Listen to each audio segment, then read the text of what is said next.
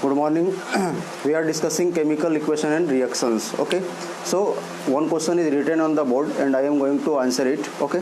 So question is, when the solution of substance X is a substance, okay, and question is when the solution of substance X is added to a solution of potassium iodide, okay, then a yellow solid separates out from the solution. Getting it? A substance X is there, okay, and it is solution of the substance X, okay, and we are going to add potassium iodide into it, okay. Then after potassium iodide into solution of substance X, a yellow solid, okay, is separating out. Then what do you think substance X is likely to be? Means you have to answer name of the substance X, okay. Okay, we have discussed this reaction and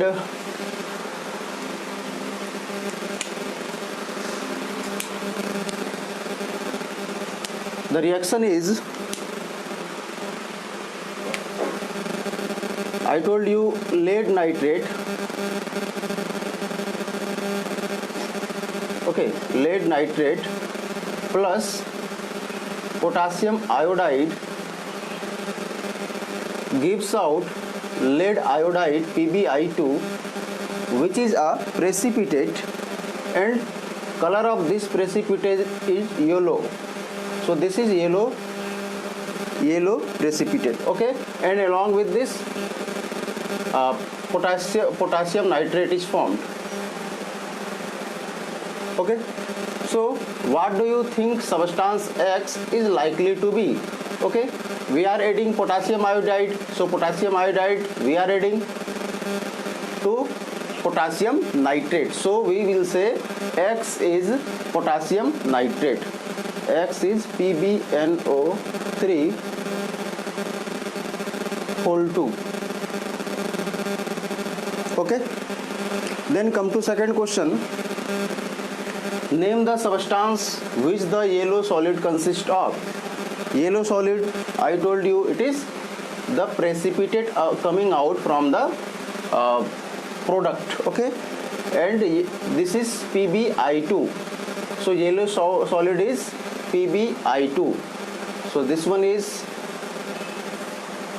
PbI2, okay, lead iodide. Come to third part. Which characteristics of chemical reaction is illustrated by this example? I have told you chemical reaction is characterized by 5 properties, okay. One is evolution of gas, okay, then change in temperature, change in state, formation of precipitate. Getting or not?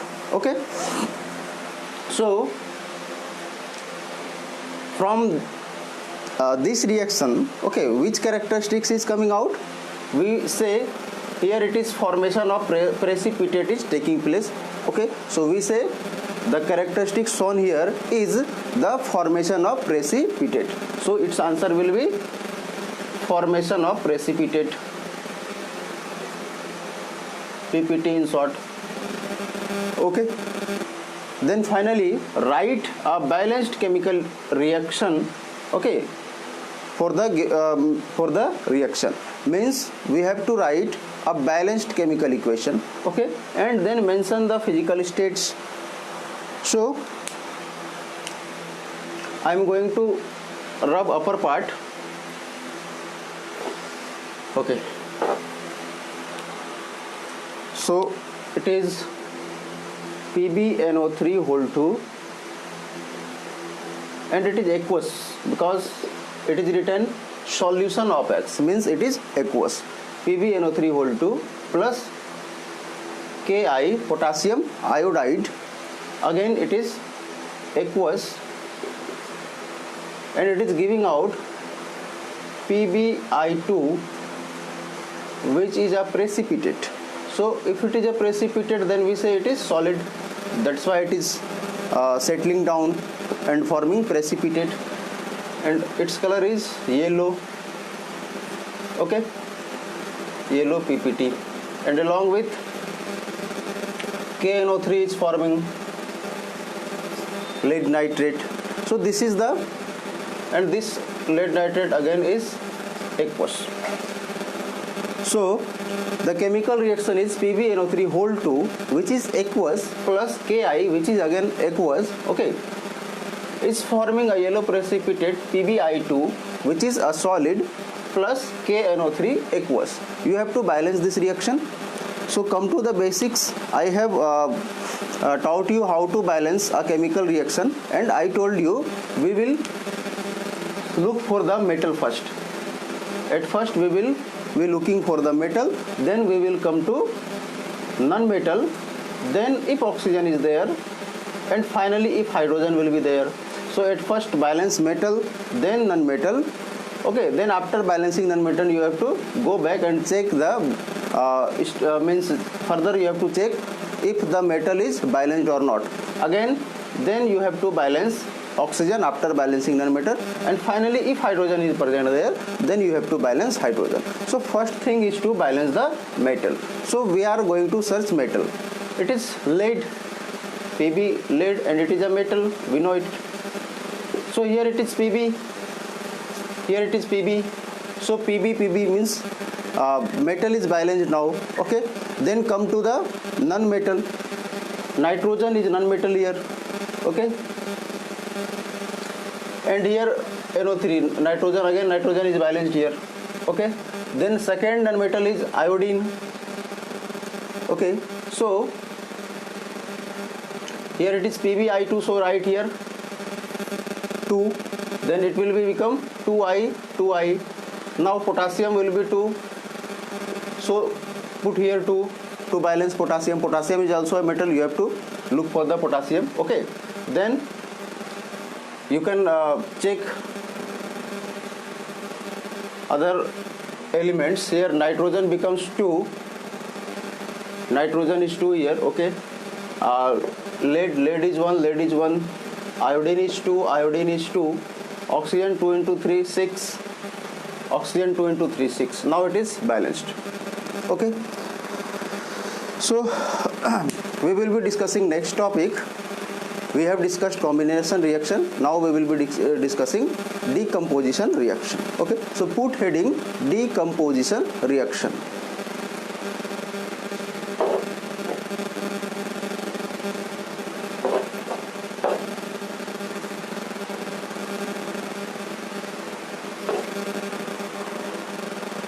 So our heading is decomposition reaction. What is decomposition reaction? Decomposition reaction is the type of reaction. Decomposition reaction is the type of reaction in which a substance, okay, mainly it is reactant, okay, a substance splits up or break down into simpler substances, into simpler substances. Getting it? What is decomposition reaction? Decomposition reaction is the type of chemical reaction in which a substance gets splitted or gets broken into simpler substances, okay. This decomposition is carried out by, or the decomposition is carried out by applying heat or sunlight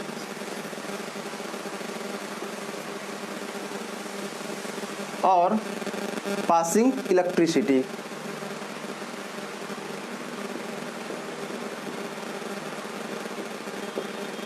So the decomposition is carried out by applying heat or sunlight or passing electricity through the substance. One more thing, decomposition reaction is just opposite of combination reaction. I told you combination reaction is the type of reaction in which two or more substances gets combined to form a new product or new substance, and in this case a substance is breaking down into simpler substances. So we say decomposition reaction is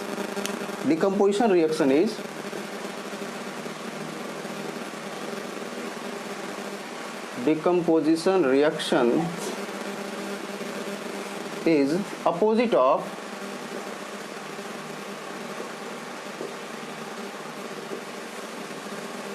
of a combination reaction.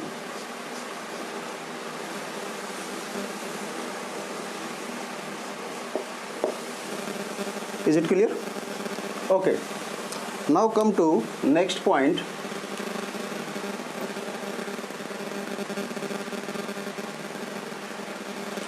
I told you the decomposition is carried out by applying heat or sunlight or passing electricity. Means one case we are applying heat and in other case we are providing sunlight, and finally it is electricity, passing electricity by passing electricity.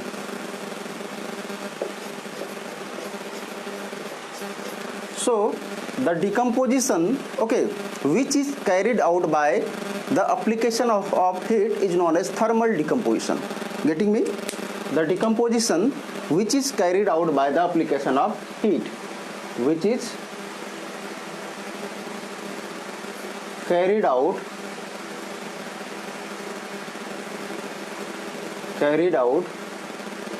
by application of heat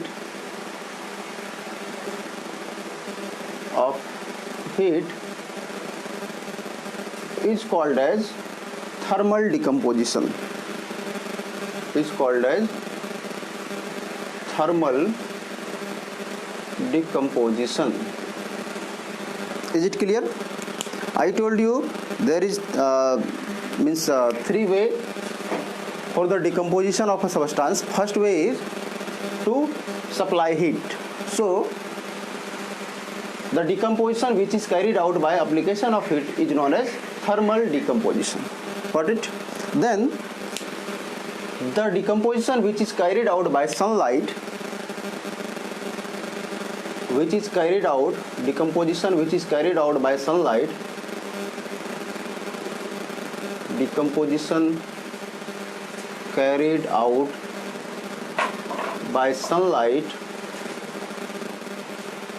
is called as photo decomposition.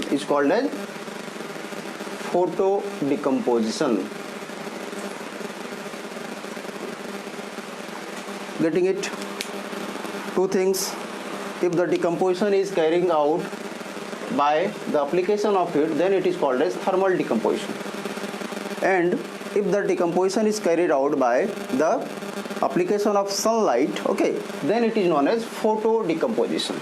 And finally, if the decomposition is carried out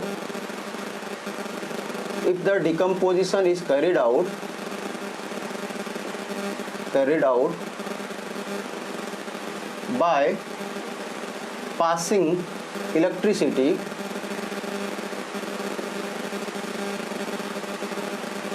okay, then it is termed as electrolysis.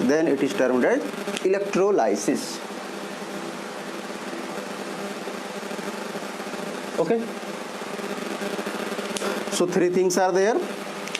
One type of decomposition is thermal decomposition, other type of decomposition is photo decomposition, and the other type of decomposition is electrolysis. Okay, one is carried out by heat, other is carried out by sunlight, and when decomposition is carried out by passing electricity, then it is named as electrolysis. So we will be discussing all these three types of decomposition reactions. So put heading thermal decomposition.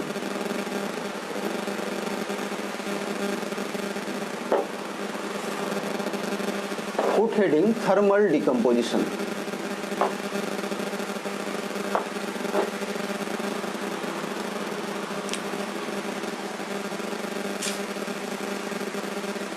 Thermal decomposition. What is thermal decomposition? Decomposition which is carried out by the heat. Decomposition which is carried out by the heat is termed as thermal decomposition. Okay, so I am giving you some examples. It is calcium carbonate, CaCO3, very common. It is solid. And when you will heat this, you will write here heat over the arrow, or you can simply put a sign delta. This sign is known as delta. Delta means heat. Delta means you are heating. Okay, so calcium carbonate which is solid, and when you are giving heat to it, okay, supplying heat to it, then this calcium carbonate decomposes into calcium oxide plus carbon dioxide. Calcium oxide is also a solid. Carbon dioxide, you know, it is a gas. Okay, so this is example of thermal decomposition. Come to next example. It is KClO3. It is known as potassium chlorate. It is known as potassium chlorate. Okay, KClO3, when you will heat KClO3, then it will be decomposed, it will be broken into simpler substances, two simpler substances. Okay, one is KCl,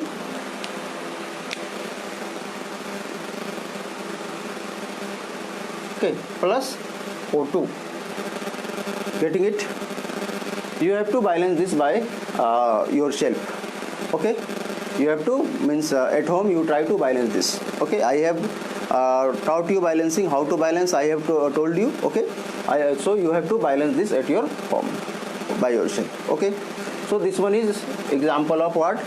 Thermal decomposition. All these are example of thermal decomposition. Okay, take some more examples.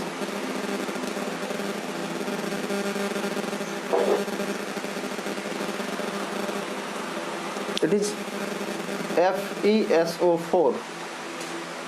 Okay,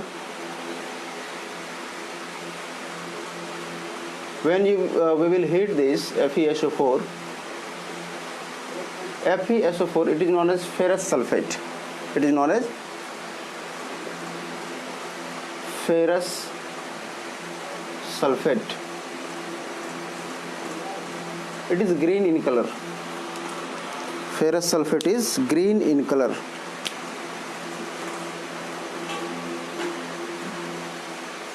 Okay, so ferrous sulfate, after getting heat, decomposes into ferric oxide, Fe2O3. It is called as ferric oxide plus sulfur dioxide, which is a gas, and sulfur trioxide, which is also a gas.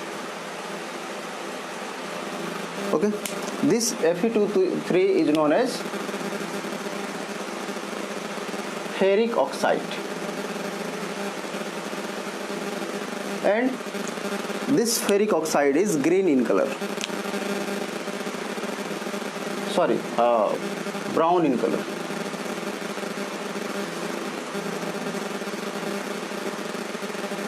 Okay, it is ferrous sulfate, and when we will heat ferrous sulfate, it will be decomposed, giving out ferric oxide plus sulfur dioxide gas and sulfur trioxide, which is a gas. It means what? When you will heat FeSO4, ferrous sulfate, then you will come to smell burning smell of sulfur dioxide gas.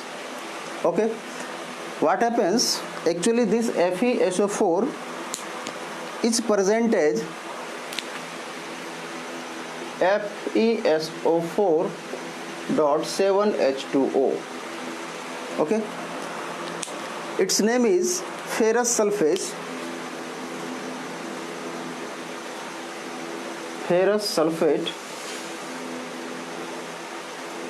heptahydrate.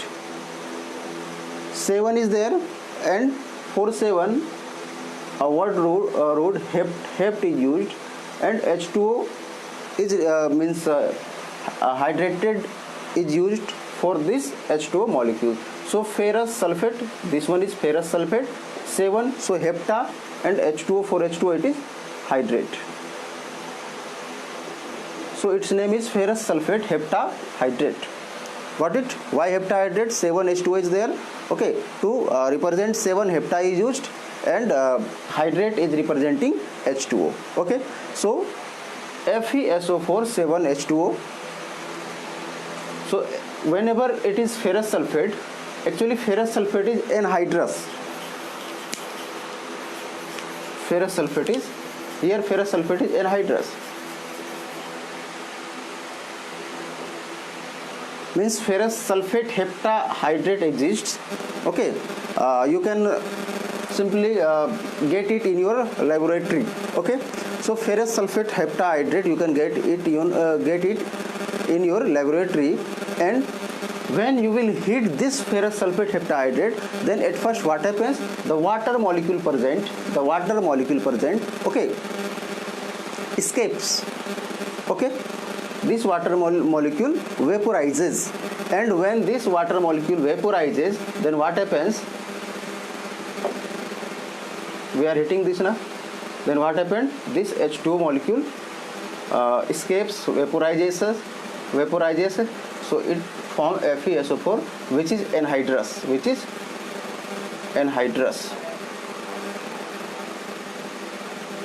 So what do you mean by anhydrous? Anhydrous means water free.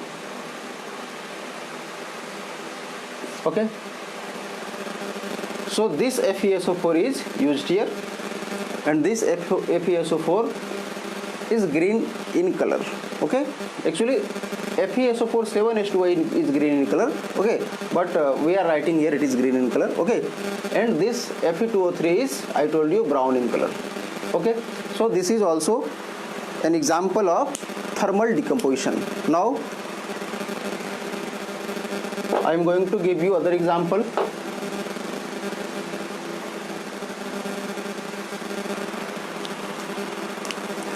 It is lead nitrate PbNO3 whole 2. So when you will heat lead nitrate, it will be decomposed into lead oxide PbO plus nitrogen dioxide NO2 plus oxygen.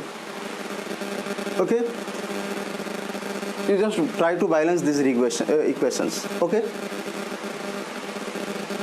you balance it by yourself, and if you will face difficulty, then ask me in comment section. Okay, so this is other example of thermal decomposition. Lead nitrate, on the application of heat, decomposes into lead oxide and nitrogen dioxide and oxygen gas. You can take PCl5. It is phosphorus pentachloride.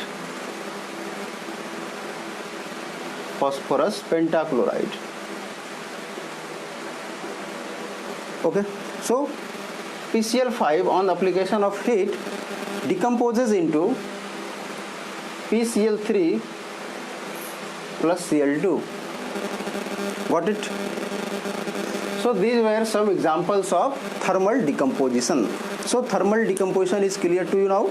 What is thermal decomposition? Thermal decomposition is the type of decomposition which is carried out by the heat. Okay. Now we will be discussing electrolysis, which is very important. Okay, which is a good, means we say a good topic, and it is interesting too. Okay, so put heading electrolysis.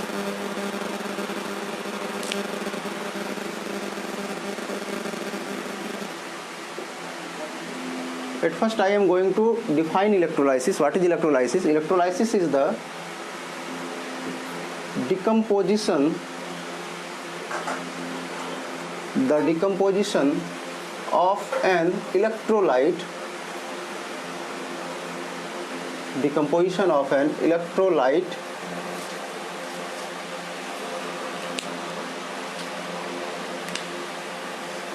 decomposition of